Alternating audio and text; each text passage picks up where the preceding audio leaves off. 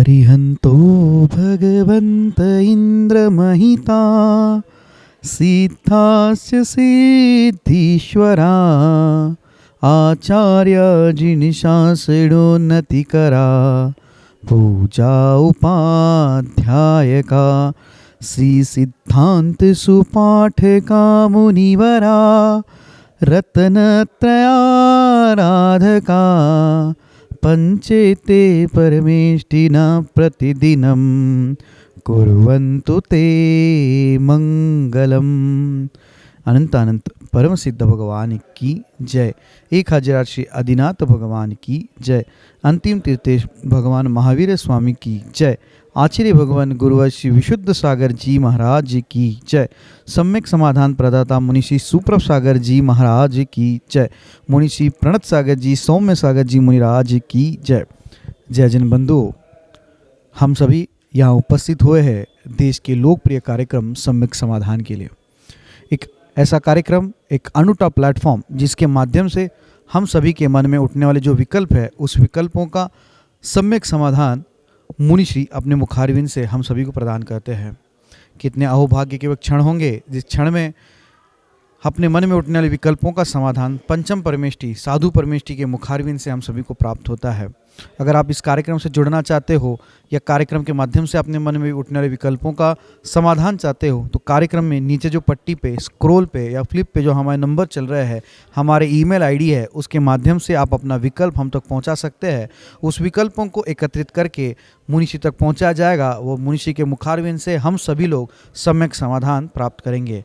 सम्यक समाधान के माध्यम से आप अपने विकल्पों का समाधान प्राप्त कर ही सकते हैं एवं उस विकल्प के कारण अन्य लोगों के मन में जो विकल्प है उसके विकल्पों का भी समाधान हम सभी प्राप्त कर सकते हैं।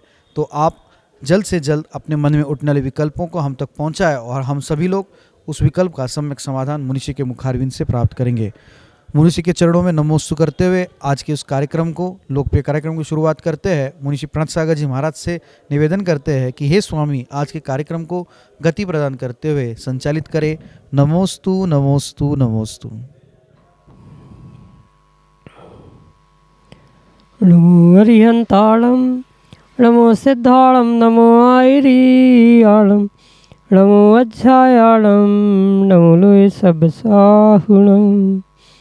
पंच परमेष्टि भगवान की, परम पूज्य आचार्य भगवंत गुरुवर विशुद्ध सागर जी मुनि महाराज की, परम पूज्य मुनि श्री सुप्रभ सागर जी महाराज की जय। समीचीन विकल्पों का सम्यक समाधान। सम्यक ज्ञान की वह अलौकिक विधा जो निश्चित ही हमारे जीवन से अज्ञान रूपी तिमिर को दूर करके और सम्यक रूपी ज्योति से प्रकाशित करने वाली है। ऐसी वह आत्म कल्याण की अनूठी विधा समीचीन विकल्पों का सम्यक समाधान जो कि हम सभी प्रतिदिन परम पूज्य मुनि श्री सुप्रभ सागर जी महाराज के मुखारविंद से आगम के परिप्रेक्ष्य में प्राप्त कर रहे हैं। देश के विभिन्न प्रांतों से अनेकानेक समीचीन विकल्प हमें यहाँ प्रतिदिन प्राप्त होते हैं और परम पूज्य मुनिश्री उनका हम सबको सम्यक समाधान प्रदान कर रहे हैं। प्रारंभ करते हैं आज का सम्यक समाधान। और आज के पहले विकल्प के लिए श्रीमती सपना मोदी सागर मध्य प्रदेश से महाराज श्री के चरणों में बारंबार नमोस्तु निवेदित करते हुए अपना समीचीन विकल्प रख रहे हैं कि महाराज जी, पृथ्वी जीव, पृथ्वी कायक में कितने जीव हैं और कितने अजीब हैं। कृपया हमारे समीचीन विकल्प का सम्यक समाधान करने की कृपा करें। नमोस्तु महाराज जी, नमोस्तु। 5 प्रकार के जो एकेंद्रीय जीव है, स्थावर है, उनको हमें 4 प्रकार से समझने की आवश्यकता है।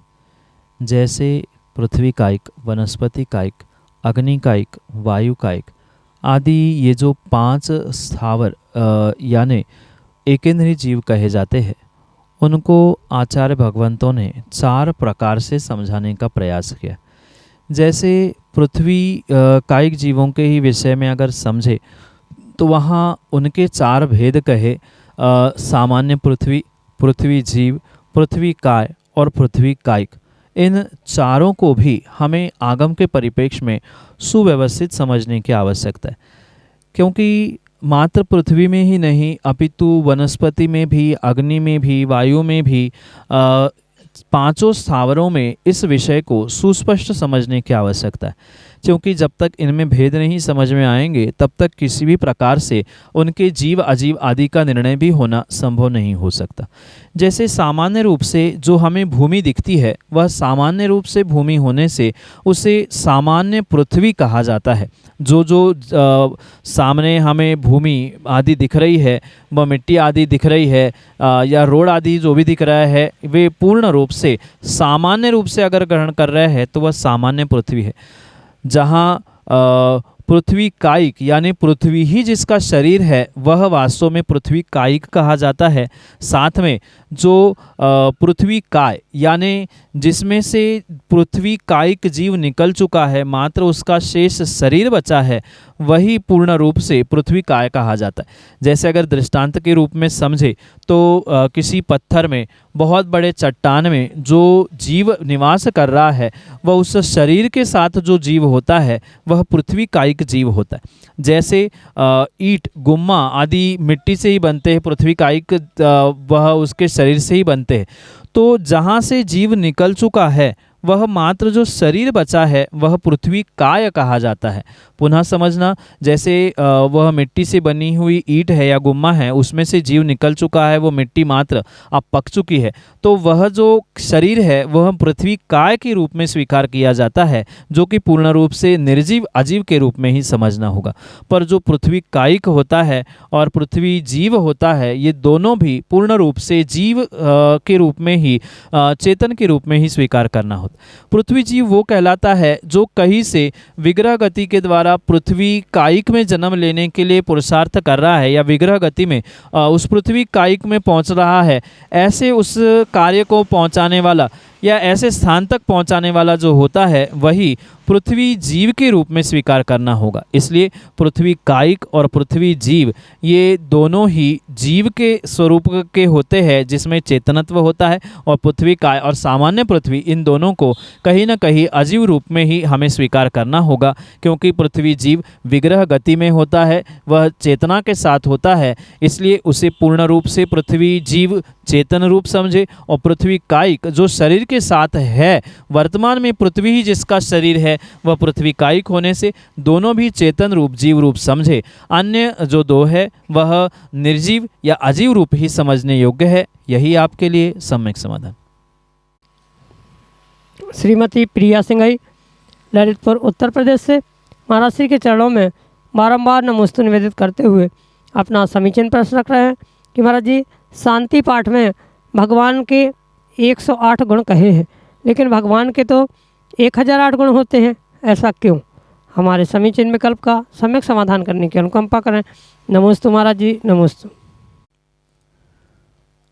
भगवान के 1008 और 108 दोनों भी गुण हुआ करते, उसमें किसी प्रकार से कोई विकल्प या कोई प्रश्न खड़ा करने की आवश्यकता नहीं। वास्तव में 1008 शुभ लक्षण भगवान के शरीर में होने से उनको वह 1008 गुणों से युक्त कहा जाता है।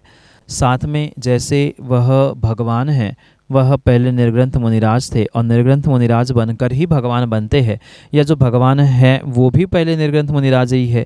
निर्ग्रंथ मुनिराज भगवान बने, भगवान निर्ग्रंथ मुनिराज थे। इस अपेक्षा से जो निर्ग्रंथों के 108 गुण कहे जाते हैं वो 108 भगवान के भी हुआ करते हैं। इसलिए कहीं ना कहीं अगर भगवान को किसी अपेक्षा से 108 गुणों से युक्त कहा है तो भी दोष नहीं है, अगर उन्हें 1008 गुणों से युक्त कहा है तो भी दोष नहीं है। मात्र गुणों की संख्या भिन्न भिन्न हो सकती है, उस गुणों की संख्या की अपेक्षा से वहाँ बदलाव है, पर भगवान और भगवान के गुण इसमें कोई भी अंतर नहीं है। 1008 नामों से स्तुति की, इसलिए उनके 1008 भी गुण कहे जा सकते हैं। 1008 शुभ लक्षण शरीर पे होने से वह 1008 गुणों से युक्त कहे जाते हैं। उसके अलावा जो मुनिराजों के 108 गुण होते हैं उनका तो पालन वे स्वयं करते ही करते हैं, इस कारण से भी उनके 108 गुण कहे तो कोई दोष नहीं है। जैसे आलोचना पाठ में या शांति पाठ आदि में 108 कहीं 1008 कहे हैं तो उसमें कोई दोष नहीं है। मात्र कुछ अपेक्षा का ही अंतर है, भगवान वही है और गुण भी वैसे ही है। यही आपके लिए सम्यक समाधान। गौरव जैन, विदिशा, मध्य प्रदेश से महाराज श्री के चरणों में बारंबार नमोस्तु निवेदित करते हुए अपना समीचीन प्रश्न रख रहे हैं कि महाराज जी सफलता का मापदंड क्या है। हमारे समीचीन विकल्प का सम्यक समाधान करने की अनुकंपा करें। नमोस्तु महाराज जी, नमोस्तु।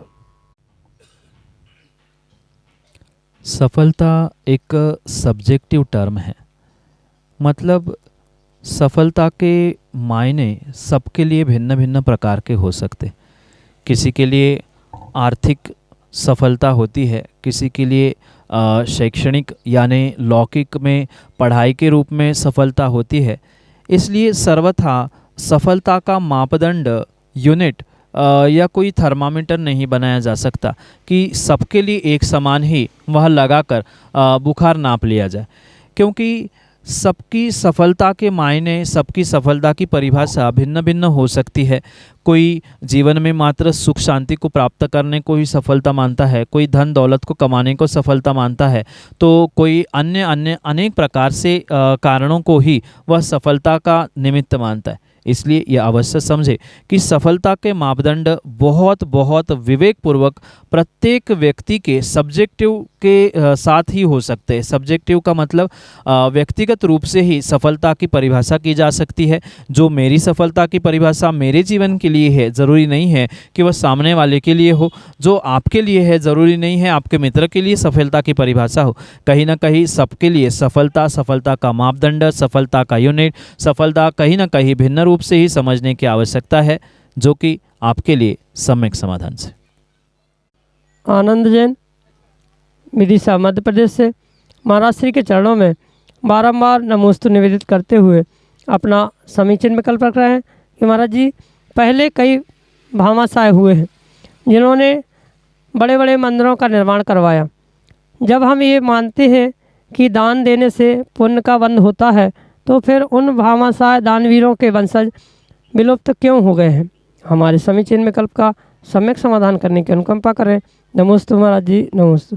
इस तरफ हाँ, ये परम सत्य है कि दान देने से, बड़े बड़े मंदिर बनाने से नियम से अचिंत्य अचिंत्य पुण्य का आश्रय बंद होता है।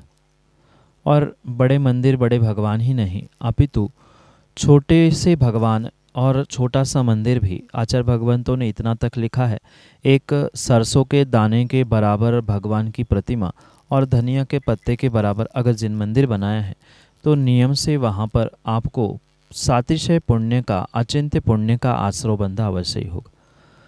पर विशेष बात यहाँ ये समझने योग्य है, जो स्वयं दान करता है, धर्म करता है, पुण्य करता है, उसके लिए ही वह पुण्य आदि का आश्रय होता है, ना कि उसके आने वाली किसी पीढ़ियों के लिए।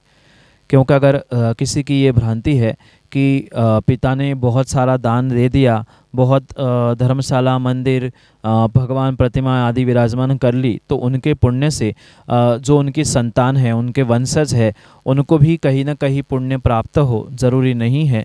क्योंकि जो खाएगा उसका ही पेट भरेगा। बिल्कुल ऐसा ही है, जो दान देगा, जो पुण्य कार्य करेगा, उसके लिए ही वह पुण्य फलीभूत होगा, अन्य किसी भी प्रकार से नहीं। आचार्य भगवंतों ने इतना तक लिखा है, अगर एक परिवार में रहने वाले अनेक व्यक्ति है और व्यक्ति को अपने स्वयं के लिए दान का, धर्म का पुण्य प्राप्त करना है, तो व्यक्तिगत रूप से उसे स्वयं को ही दान और पुण्य करने की आवश्यकता है। अगर वह स्वयं कमाता है तो स्वयं के पैसों का ही दान उसके खाते में जाएगा। पिता के पैसों का दान बेटों के पैसों का दान पिता के खाते में किसी प्रकार से नहीं जाता है। स्वयं जब कमाता है तो स्वयं की कमाई का ही दान देना चाहिए। माना कि कोई श्राविका, गृहिणी कमाती नहीं है, पर फिर वो कैसे दान दे, तो उनको जो घर खर्चे आदि के लिए मिला हुआ पैसा है, उसका ही प्रयोग वह अपने दान के लिए करे, तो ही स्वयं के लिए, यानी वह देने वालों के लिए पुण्य का कार्य, पुण्य का निमित्त बन सकता है, अन्य किसी प्रकार से नहीं। इसलिए ये विशेष ध्यान रखें कि जैसे बहुत बड़े बड़े भामाशाह दानवीर इस धरा पर हुए हैं, ये परम सत्य होने पर भी उन्होंने खाया, उनका पेट भरा, उन्होंने दान दिया, वो पुण्य उनके साथ ही चला गया। इसलिए ज़रूरी नहीं है कि उन दानवीरों के, उन भामाशाहों के आने वाले वंशज भी उतने ही पुण्यात्मा हो, उतने ही विशेष दानवीर हो कि जिनका भी नाम चले।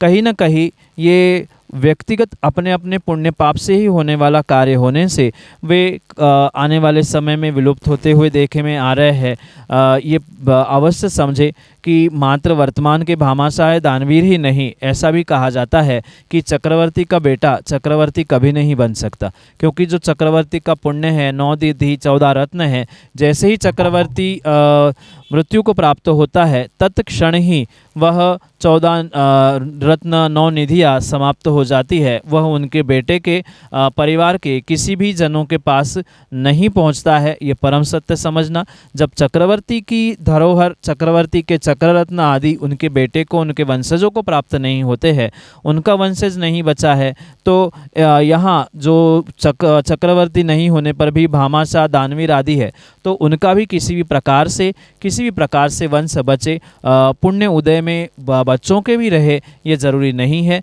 ये सीधा सा गणित इतना ही है, जो खाएगा उसका पेट भरेगा, जो दान देगा उसका ही पुण्य उसके साथ जाएगा। दूसरा पिता का, भाई का, बेटे का, किसी अन्य जनों का पुण्य किसी दूसरे के साथ नहीं जाता है। हाँ, कृतकारिता अनुमोदना का पुण्य तो अवश्य मिलेगा, पर स्वयं ने किया है तो स्वयं को ही मिलेगा। पिता का पुण्य बेटों के खाते में, वंशजों के खाते में नहीं जाता है। हाँ, ये कभी देखा जा सकता है कि उनके पुण्य के प्रताप से कुछ अंशों में प्रशंसा, वाह वाह आदि तो पीढ़ियों को, वंशजों को प्राप्त कुछ पीढ़ियों तक हो सकती है, पर वो भी कहीं ना कहीं उन जीवों का व्यक्तिगत पुण्य है, तो ही यशाकीर्ति आदि उन तक पहुंचती है, अन्यथा नहीं पहुंचती। यही आपके लिए सम्यक समाधान।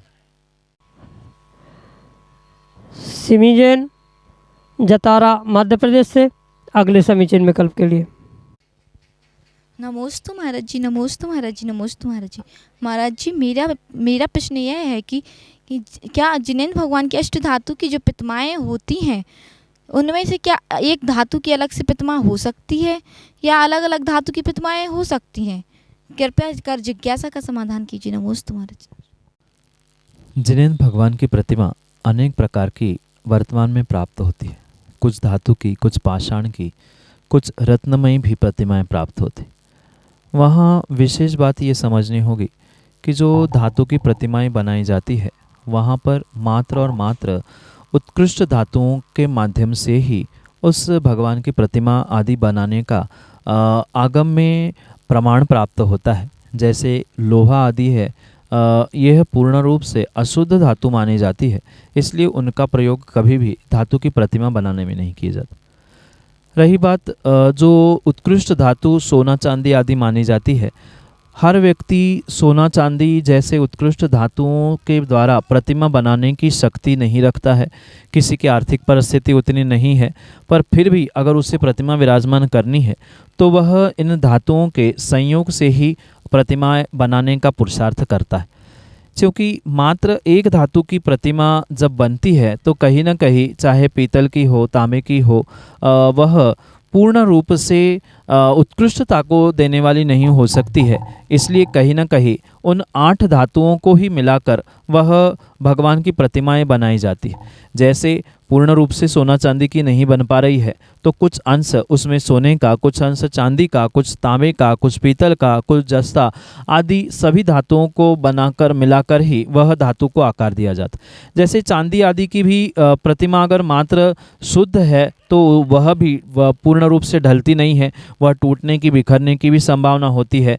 इसी प्रकार से वह कहीं ना कहीं वहाँ मिलावट की आवश्यकता होती है। तो अशुद्ध धातुओं की मिलावट की जगह जितनी 8 शुद्ध धातुएं कही जाती है, उन धातुओं को मिलाकर ही वह अष्ट धातु की प्रतिमाएं अधिकांश रूप में प्राप्त होती है। कई स्थानों पर तांबे की भी प्रतिमा मिलेगी, कई स्थानों पर मात्र पीतल की भी मिलेगी। कई स्थानों पर अगर आपने देखा होगा तो चांदी या सोने की भी कई सारी स्थानों पर प्रतिमाएं हैं, पर हर कोई उसको करने का यानी कि विराजमान करने का मौका प्राप्त नहीं कर सकता। उतनी उसकी सामर्थ्य नहीं होने के कारण से सामान्य रूप से अष्ट धातु में कुछ अंशों में 2-4% सोना, 20-25% चांदी आदि ऐसा प्रयोग करते हुए पूर्ण रूप से अष्ट धातु की प्रतिमाएं बनाई जाती है और उसका ही प्रचलन सामान्य रूप से सर्वत्र प्राप्त होता है, क्योंकि वह सर्व सामान्य लोगों को सामान्यता से ही ग्रहण करने योग्य होती है। इसलिए वही परंपरा वर्तमान में भी चलती आ रही है, जो कि आपके लिए सम्यक समाधान से। संजना जैन विदिशा मध्य प्रदेश से अगले समीचीन विकल्प के साथ हमारे सामने। आप त्रिमुनि राजों के चरणों में मेरा बारंबार नमोस्तु।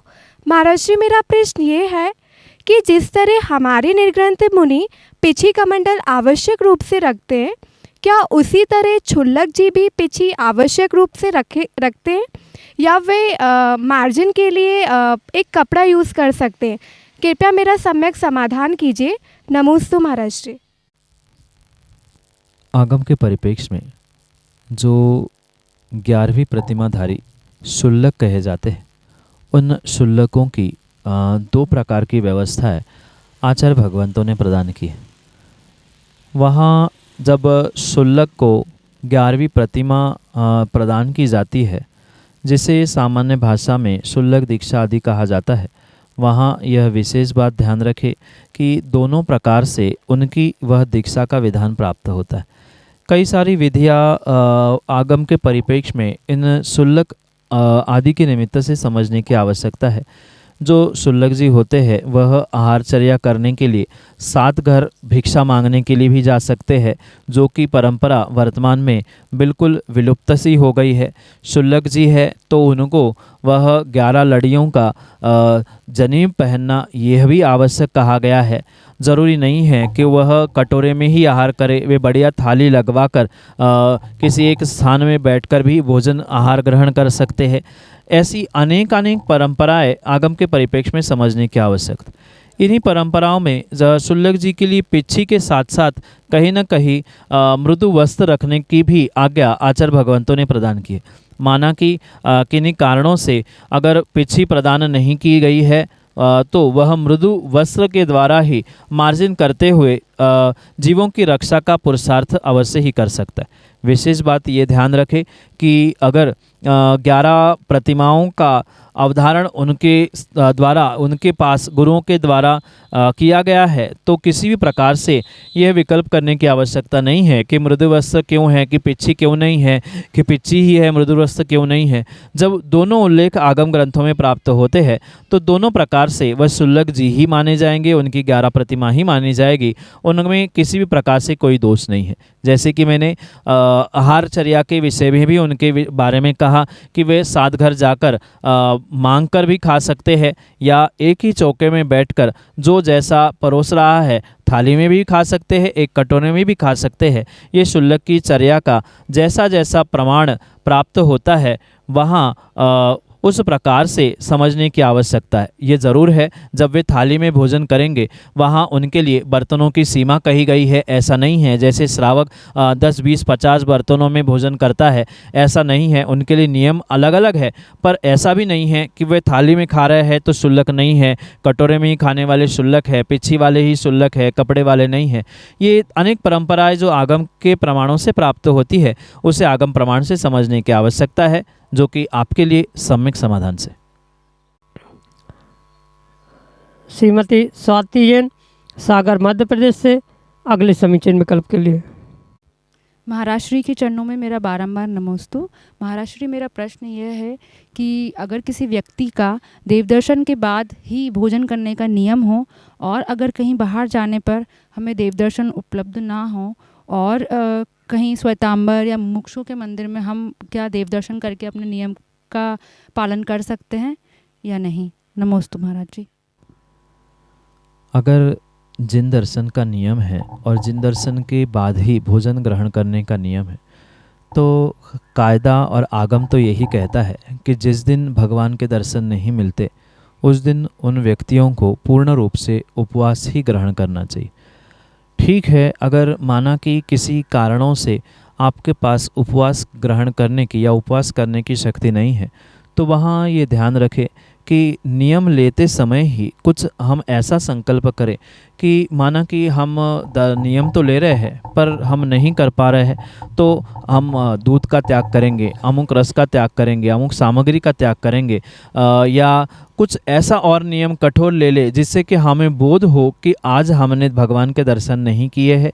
नहीं तो ये हो जाएगा कि ठीक है हमारी तो छूट है बाहर की, तो ये प्रमाद से कहीं ना कहीं व्यक्ति दर्शन कर मिलते हुए भी ना करने का ही प्रयास करता। इसलिए अगर नियम ले रहे हैं तभी हम ये बात रखें कि हम नियम तो ले रहे हैं पर नियम लेते समय भी बहुत विषमता की, जब वैसे कि अभी कोरोना समय आया था या बहुत बीमार है, कोई घर का व्यक्ति ही बीमार है, तो ऐसे समय की छूट भी रखते समय ये भी ध्यान रखें कि प्रायश्चित के रूप में व्यक्तिगत स्वयं कुछ उस वस्तु का, किसी रस का त्याग करे। इसके अलावा भी प्रायश्चित के रूप में जब साक्षात दिगंबर गुरु के पास पहुँचे तो उनसे भी पहुँचकर पुनः उस लगे हुए अतिचारों के बारे में प्रायश्चित भी ले ले। स्वयं ने किया उसका दोष भी हट गया और पुनः गुरु से प्रायश्चित लिया तो उसका विशेष फल और आपको पश्चाताप के रूप में भी प्राप्त हो सकता है।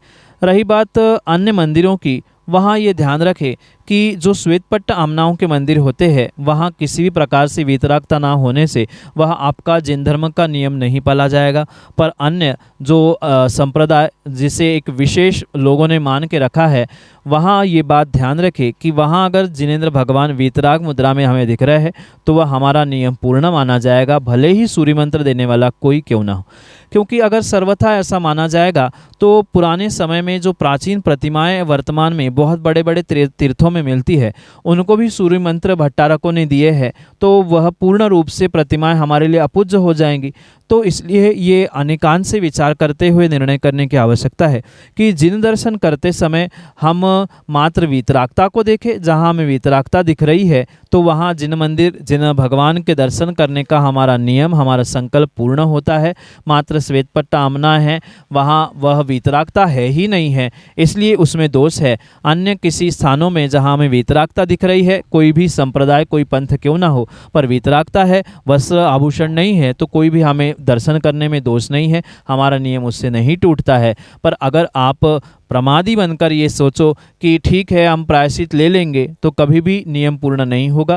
प्रथम पुरुषार्थ दर्शन करने का ही करें, और फिर भी नहीं हो पा रहा है तो व्यक्तिगत स्वयं प्रायश्चित ले और फिर ना गुरु महाराज से प्रायश्चित ले, क्योंकि वास्तविकता में प्रायश्चित गुरु से ही होता है, स्वयं से नहीं होता। वो तो मन की संतुष्टि के लिए। आगे पुनः प्रमाद ना करो, इसलिए कठोर निर्णय करते हुए कुछ ऐसा नियम लेने की आवश्यकता है। बाकी प्रायश्चित गुरु से ही प्राप्त करें, यही आपके लिए सम्यक समाधान। जय जन बंधुओं, हम सभी लाभ ले रहे थे लोकप्रिय कार्यक्रम सम्यक समाधान का।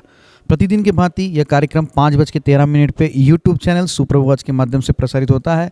मुनिषी का नाम सुप्रभ और वाणी का पर्यायवाची नाम उवाच, सुप्रभ उवाच यह नाम चैनल का है। आप यूट्यूब पे सुप्रभ उवाच सर्च कर सकते हैं एवं सर्च करके इस यूट्यूब चैनल को सब्सक्राइब करें एवं उसका बेल आइकन प्रेस करें, ताकि मुनिषी की अधिक जानकारी एवं जो सम्यक समाधान आदि कार्यक्रम है उसकी जानकारी भी आपको उपलब्ध होती रहे। नोटिफिकेशन के द्वारा आपको याद रखने की ज़रूरत नहीं है। प्रतिदिन ठीक 5:13 पे यूट्यूब चैनल सुप्रभ उवाच के माध्यम से यही कार्यक्रम प्रतिदिन शाम को 4 बजे आदिनाथ टीवी चैनल के माध्यम से भी प्रसारित होता है। ठीक 4 बजे आदिनाथ टीवी चैनल के माध्यम से सम्यक समाधान उपलब्ध होता है।